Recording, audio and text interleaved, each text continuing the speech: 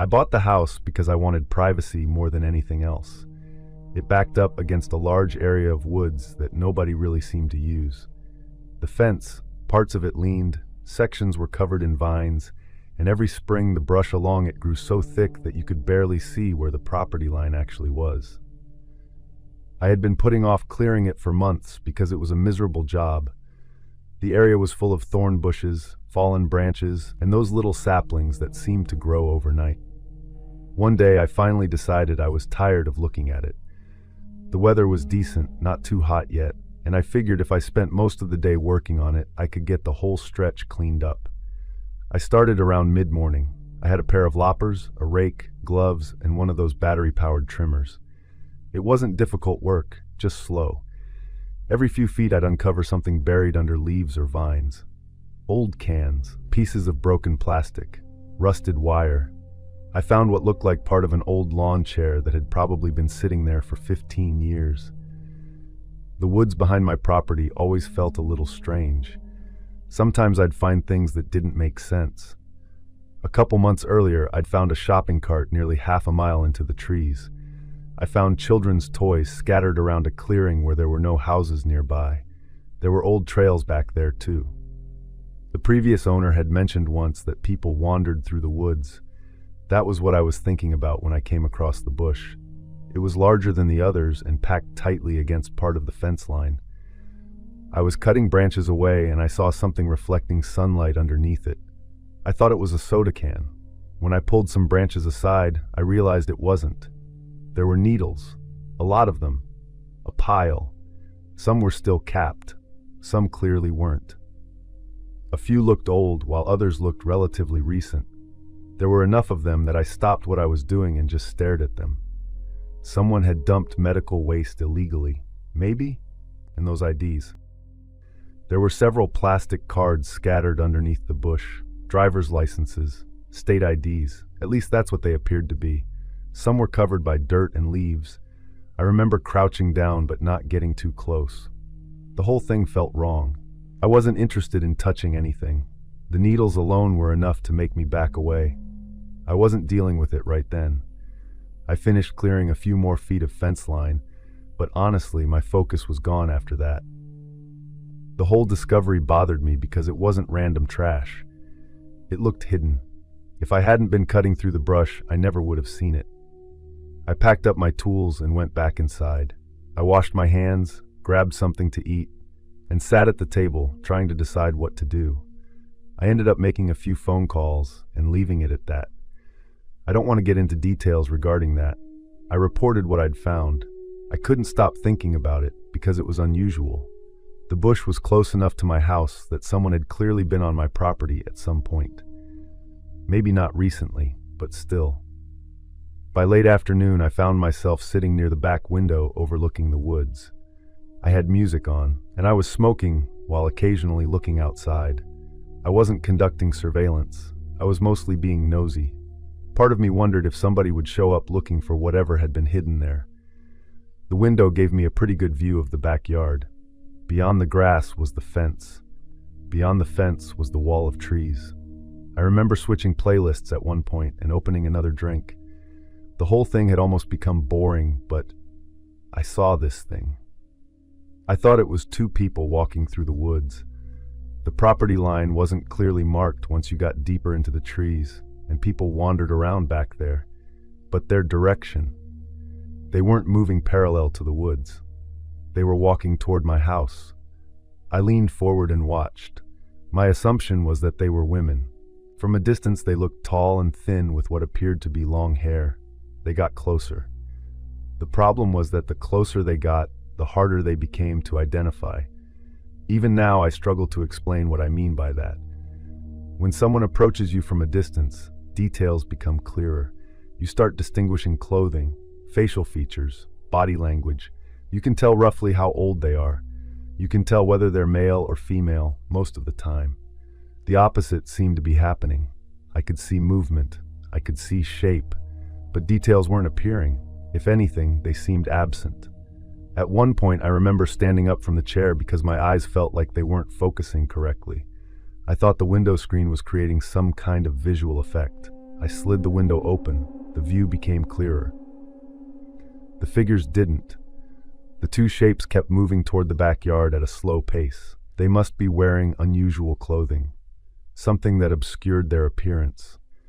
But if they were wearing dark clothing, I still should have been able to distinguish faces.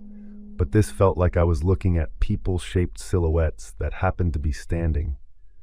I've tried explaining it before, and it always sounds weird. I was confused. I spent few minutes trying to figure out what I was seeing. The figures crossed between two trees and entered a more open area behind my fence.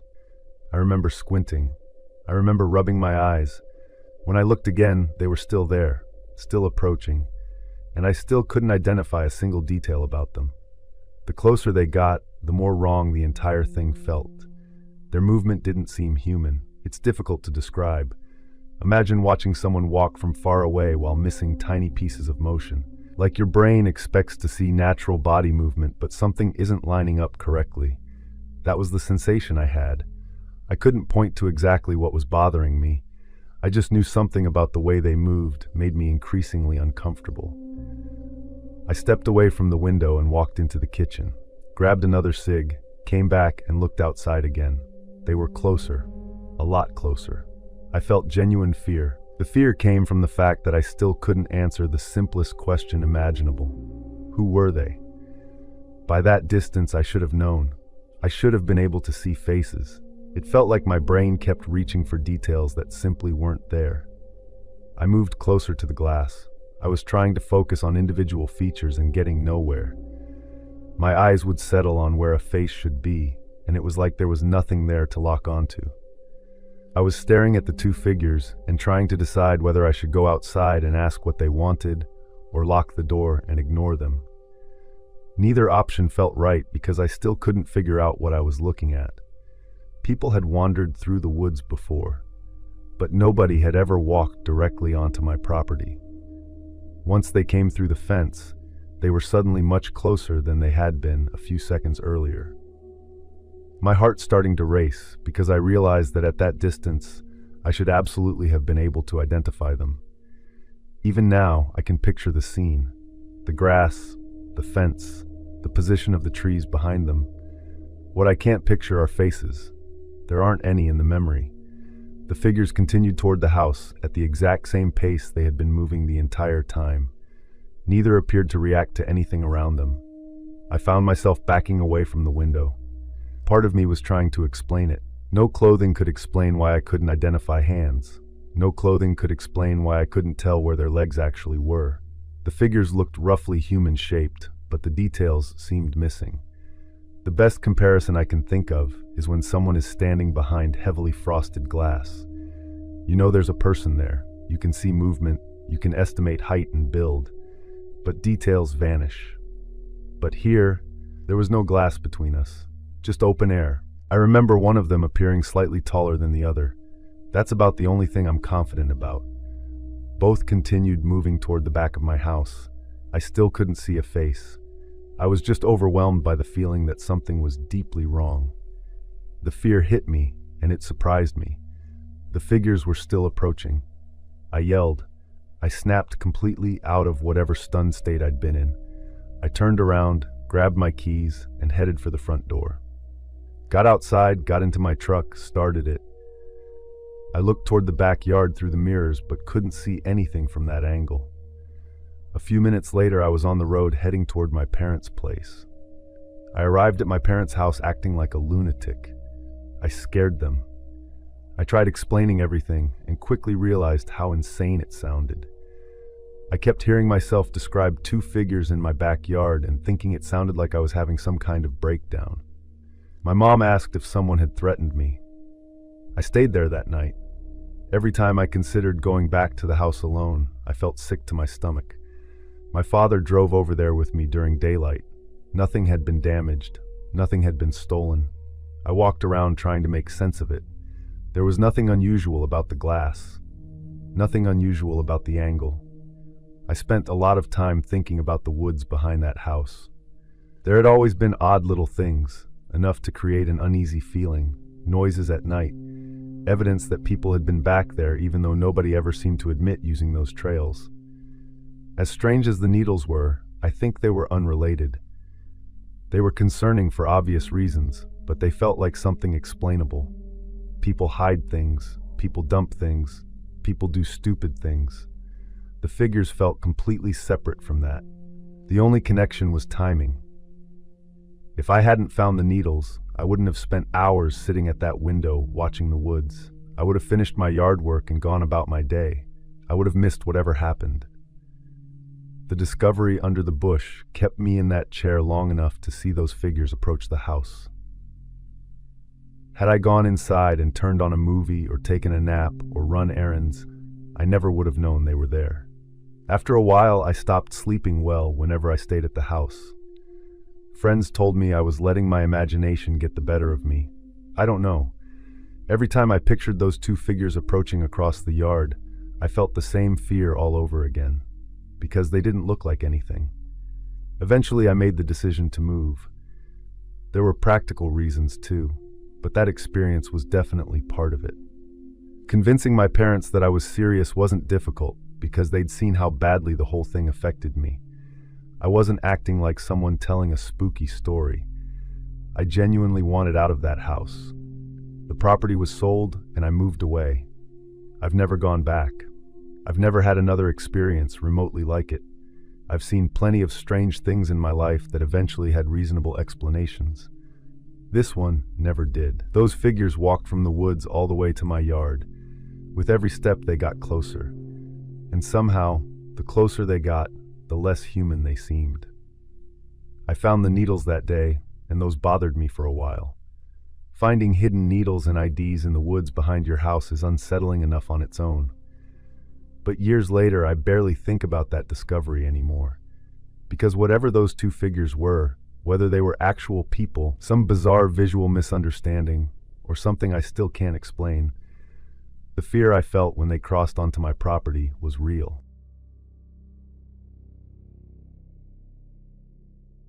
A local company had hired me for a project that was going to keep me in the area for a few months, and instead of renting an apartment, I figured I might as well stay in the old family house. My grandparents had originally started building it decades earlier, and different relatives had added to it over the years. It was a good house. It just happened to be in a place where you could go a long time without seeing another person. The driveway was only for that house. It wasn't a shared access road, and there wasn't anything beyond the property except woods and a few overgrown clearings. I would leave in the morning, work all day, come back, make dinner, and spend my evenings unpacking things that had been sitting in storage rooms for years. There were old family photographs, boxes of tools, furniture nobody wanted to throw away, and shelves full of random household items. My boyfriend planned on moving in with me once he wrapped up a few things where he was living, so I kept telling myself the place would feel less empty once there were two people there. One evening, I was in the living room. Around 11, I saw headlights moving through the front windows. I assumed somebody had pulled into the driveway by mistake. The lights traveled slowly up the driveway. They reflected off the walls inside the house. I figured someone was about to knock on the door and ask for directions, but the lights continued farther up the driveway, then disappeared. A few seconds later, I saw them moving away. The vehicle was already heading back down the driveway toward the road. I couldn't tell what kind of car it was. I mostly saw the lights through the trees. Within another few seconds, it was gone. It was odd. There was no reason for anyone to drive all the way up there accidentally. The driveway entrance was clearly marked, and it wasn't close to any other properties. That same night, I got up to wash dishes before bed. The kitchen had a window above the sink that looked out toward the side yard. I heard footsteps somewhere. It seemed like someone was walking near the house. I turned off the water. I was already imagining things. Rural areas are noisy in their own way. I walked to the window and looked. I checked another window in the dining room and then looked through the front windows. I didn't see a person, a vehicle, or anything else that explained what I'd heard. Deer passed through the property fairly often, so I went to bed and forgot about it. Over the next week, I mentioned both things to my boyfriend during a phone call. He was supposed to move in about a week later anyway, so neither of us treated it as a serious issue. A few days after that, I had a day off and decided to clean up part of the front yard. Small trees and brush had started growing around one side of the property. I spent the afternoon outside with pruning tools, dragging branches into piles and trying to make the place look less neglected. I had the windows open in the house. I was outside and heard a very distinct sound from inside. Sounded exactly like a window being shut. I stopped working, dropped what I was carrying and walked inside to check. The windows I had opened were still open. I walked through every room because the sound had been so clear that I was convinced I would find an explanation. I found nothing. The house was empty. I went back outside, feeling mildly annoyed. When you're alone, every sound seems more important than it really is. The rest of the day was good, but that night, everything changed. I had some work to finish for a friend who ran a small online business. I just needed to help organize some information and send a few files. Around midnight, I finished what I was doing and started getting ready for bed. I checked the doors the way I always did, and turned off lights and headed toward the bedroom. I heard a noise somewhere else in the house. The sound seemed to move. The house wasn't especially large, and when you spent enough time there, you learned what normal noises sounded like. This didn't sound like a house settling. It sounded like someone. My bedroom door was open, so I could see the hallway. I listened. There it was again. The closest comparison I can make is someone walking carefully. Someone, or something that sounded very much like someone, was moving through the house. I got out of bed and quietly shut the bedroom door. I locked it. The lock wasn't strong. I got my phone and stood there listening. Whoever was moving around wasn't wearing heavy boots. It sounded more like rubber-soled shoes. The movement was muted in a way that suggested someone was actively trying to stay quiet. An animal wouldn't move like that. Wouldn't be walking room to room. Somebody had gotten inside earlier while I was outside working. There was a window on the side of my bedroom facing part of the yard. While I stood there holding my phone, I saw someone outside. Someone ran past the window. A person-sized shape moved across the glass so quickly that I only saw it for a second, but it was enough. I had been hearing movement inside the house at the same time. For the first time, I didn't know whether there was one person on the property or more than one. My boyfriend was working a late shift. Calling him was an option, but he was too far away to help immediately. Calling the police crossed my mind, but I was still stuck in that weird mental state. I heard footsteps approach the bedroom door from inside the house, and I stopped doubting what I was hearing. They stopped right outside the bedroom. I knew the layout well enough to picture where somebody would be standing if they were actually outside that door, and that image kept running through my head while I tried to decide whether to call 911 immediately or call my boyfriend first. The doorknob turned. Not the way someone would if they were trying to break in. The bedroom door was old. Whoever was on the other side could tell it was locked immediately. The handle stopped moving and something hit the door. It wasn't a full-force kick, somebody testing it. The frame rattled. More hits came a second later. I yelled that I had a gun. I didn't own a gun. There wasn't one anywhere in the house. But every story I'd ever heard about home invasions made me think that sounding dangerous was better than sounding scared. I yelled, "I have a gun. Get out of my house." I listened for another attack on the door, or for somebody speaking. Nothing. The house became silent. I called my boyfriend. I told him somebody was in the house. He said he was leaving work and heading over. After hanging up, I made the decision to stay exactly where I was. I sat on the floor. Nothing else happened. Later, my boyfriend called and said he was pulling into the driveway. I waited until I heard his truck before unlocking the door. I was nervous walking into the hallway. He checked every room while I followed him around. Whoever had been there was gone. At least that's the conclusion we came to. There was no sign of forced entry, no damaged doors, nothing stolen. The only thing we knew for certain was that I had heard someone moving through the house, and someone had kicked the bedroom door. Everything else was unanswered questions. I spoke with law enforcement, but there wasn't much for me to know. I explained what happened. Here is the thing. It was the behavior.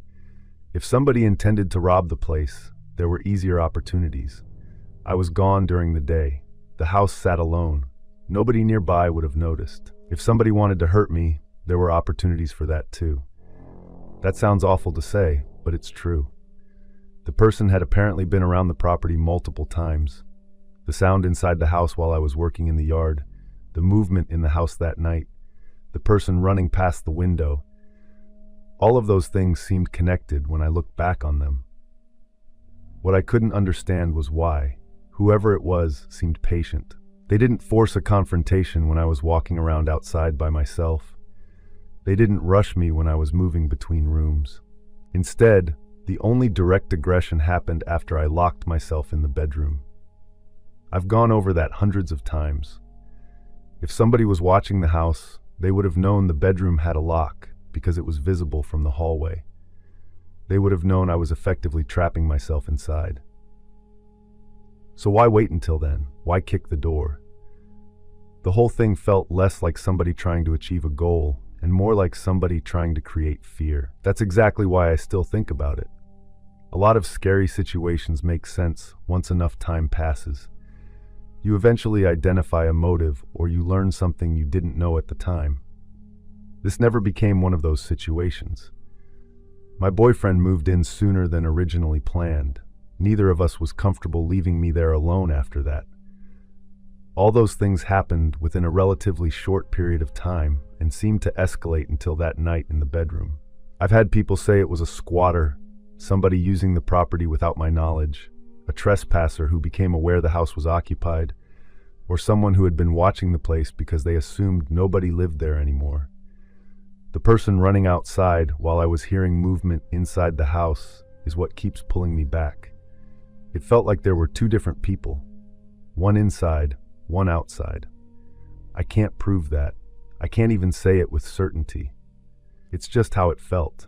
The family still owns the house. Most people who see it wouldn't think twice about spending a night there.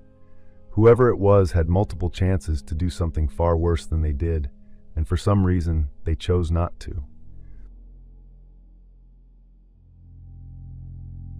The cabin had been in my family for a long time, long before I was born. Sat near a stretch of forest that had a reputation for strange stories attached to it. I wasn't there looking for anything unusual. The whole reason for the trip was actually the opposite. I wanted a few quiet days away from my phone and away from people. The cabin wasn't luxurious by any means, but it had electricity, running water when everything was working properly, and enough space to be comfortable for a long weekend. The cabin sat in a small clearing surrounded by trees on nearly every side. You couldn't see another building from the property.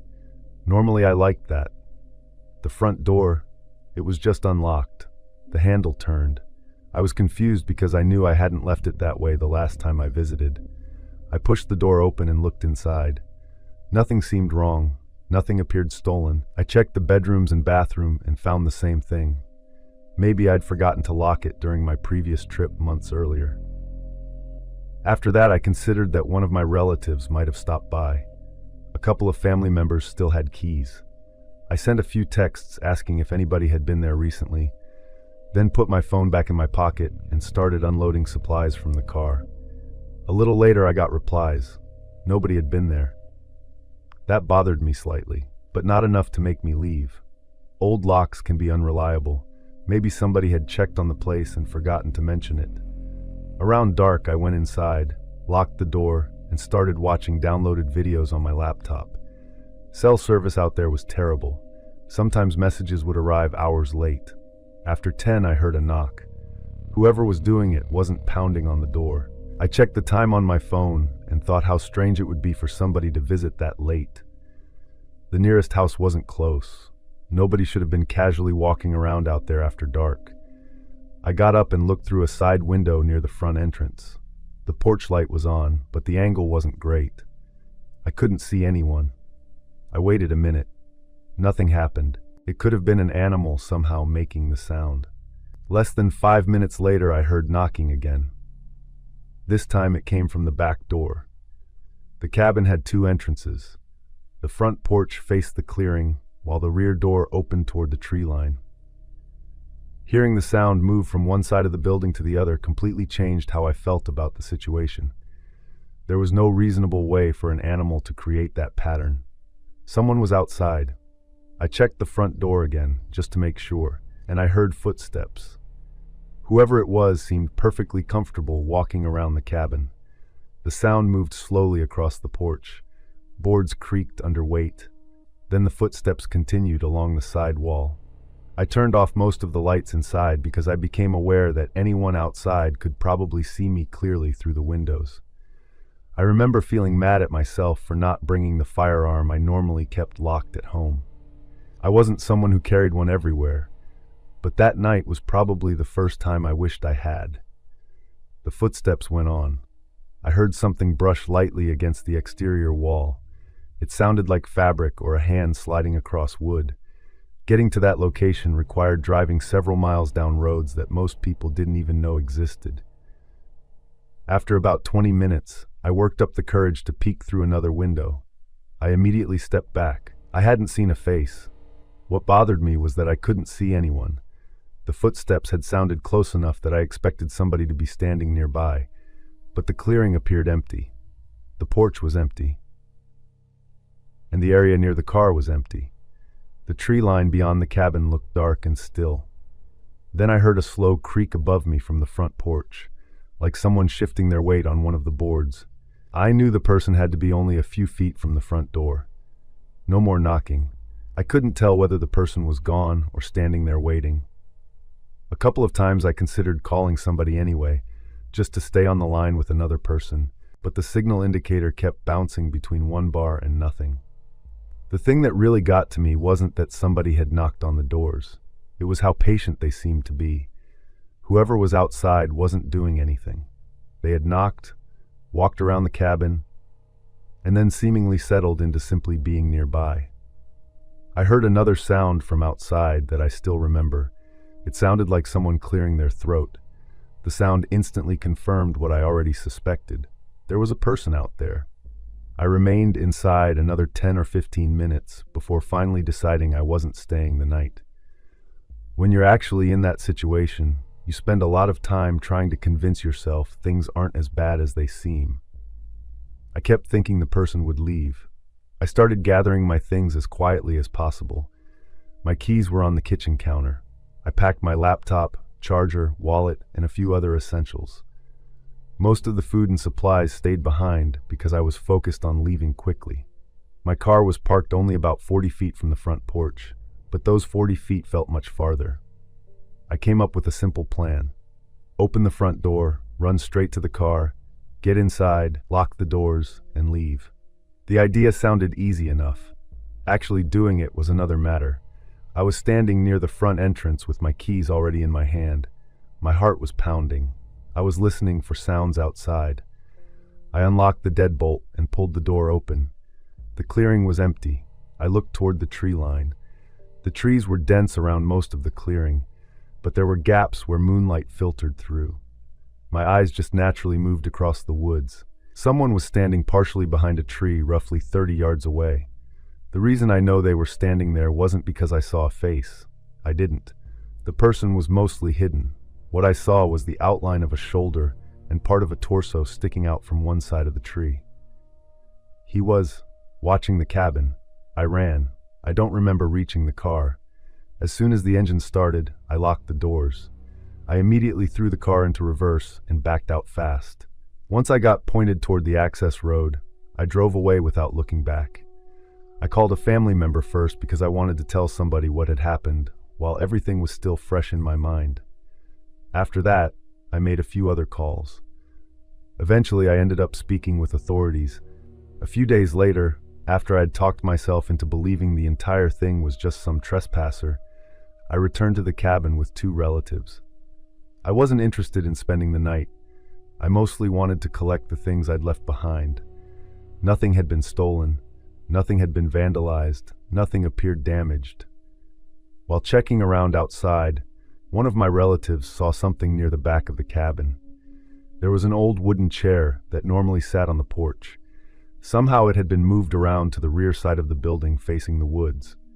I don't know if that sounds significant. The reason it bothered me was because I knew I hadn't moved it. None of us had. My relatives suggested weather might have blown it over and somebody had picked it up at some point. I remember looking at that chair and feeling uneasy because it seemed positioned almost deliberately, like someone had wanted to sit there facing the trees. Months later, I was talking to an older man from the area. He'd lived there most of his life and knew the woods well. According to him, people used portions of those woods to stay hidden from other people. He said locals occasionally discovered makeshift camps deep in areas most visitors never explored. He said that if somebody had been living out there for a long time, they knew the woods far better than I ever would.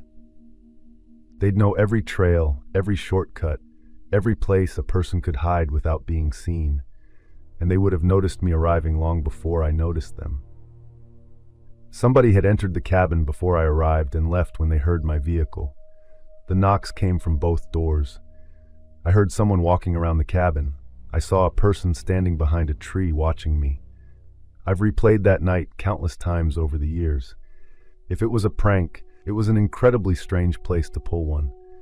Let's say, trespasser, they showed an unusual amount of patience. I've never spent another night there by myself. Whoever that person was had been standing there quietly, partially hidden behind the trunk, watching the cabin in complete silence. And the fact that they disappeared the second I got into my car has never sat right with me. I have no idea who was out there.